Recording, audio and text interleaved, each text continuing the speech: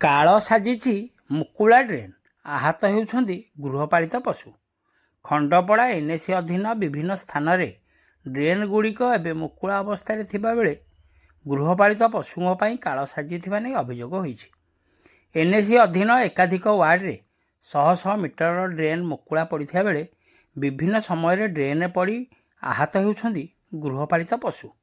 ତେବେ ଖୋଲା ଅବସ୍ଥାରେ ପଡ଼ି ରହିଥିବା ଡ୍ରେନ୍ଗୁଡ଼ିକ ଉପରେ ସ୍ଲାବ୍ ପକାଇବା ନିମନ୍ତେ ଏନ୍ଏସି କର୍ତ୍ତୃପକ୍ଷ ପଦକ୍ଷେପ ଗ୍ରହଣ କରୁନଥିବା ଅଭିଯୋଗ କରିଛନ୍ତି ଅଞ୍ଚଳବାସୀ।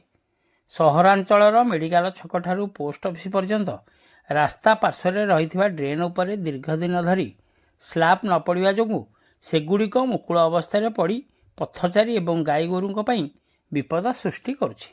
ଆଜି ପୂର୍ବାହ୍ନରେ ଖଣ୍ଡପଡ଼ା ସହରସ୍ଥିତ ପଠାଣି ସାମନ୍ତ କଲ୍ୟାଣ ମଣ୍ଡପ ସମ୍ମୁଖରେ ଥିବା ଡ୍ରେନ୍ରେ ଏକ ଗାଈ ପଡ଼ିଥିବା ଦେଖିବାକୁ ମିଳିଥିଲା।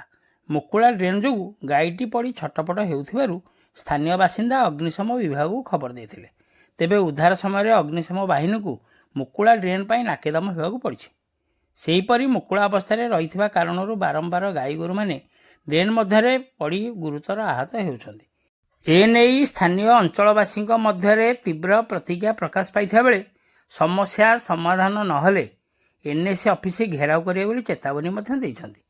ଜିଲ୍ଲା ପ୍ରଶାସନ ପକ୍ଷରୁ ତୁରନ୍ତ ଏ ଦିଗରେ ପଦକ୍ଷେପ ନେବାକୁ ସ୍ଥାନୀୟ ଅଞ୍ଚଳବାସୀ ଦାବି କରିଛନ୍ତି।